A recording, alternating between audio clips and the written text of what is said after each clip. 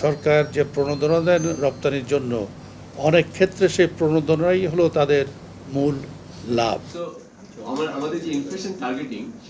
দেশের সামষ্টিক অর্থনীতিতে ভারসাম্য ফিরিয়ে আনাই ছিল চলতি অর্থবছরের বাজেটের মূল লক্ষ্য। তবে তার কার্যকারিতা নিয়ে প্রশ্ন উঠেছে নানা মহলে। বৃহস্পতিবার research and policy integration for development rapid আয়োজিত এক সেমিনারে ২০২৩-২৪ অর্থবছরের বাজেটের ঘাটতির কথা তুলে ধরেন আলোচকরা। ৯% যখন ইন্টারেস্ট রেট ছিল, এ সময় আর্থিক খাতের দুরবস্থার জন্য ভুল নীতির পাশাপাশি ভাগ্যকেও দায়ী করেন র্যাপিড চেয়ারম্যান। এছাড়া নানা প্রতিবন্ধকতা তুলে ধরে চলতি বাজেট ব্যবসায়ী বান্ধব ছিল না বলেও জানান ব্যবসায়ী নেতারা। ডেফিসিট যে আছে আমাদের, সেটাকে হয়তো এই বছর আরেকটু কমানোর চেষ্টা করা যেত।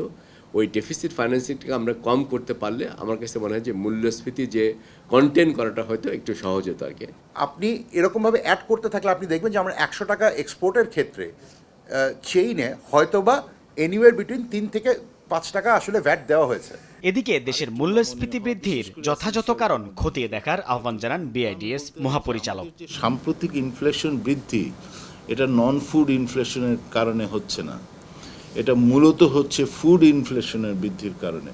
যদিও ফুড ইনফ্লেশন টোটাল ইনফ্লেশন বাস্কেটের অনলি 44%। চলছে প্রেডিকশন গেম নগদ অ্যাপে। প্রেডিকশন করে জিতুন জিক্সার বাই টিভি, স্মার্টফোন সহ আরো অনেক পুরস্কার। সেমিনারে প্রধানমন্ত্রীর অর্থনৈতিক উপদেষ্টা জানান, সংকটের সময় সরকারের বাজেট বাস্তবায়নের সক্ষমতা বেড়েছে।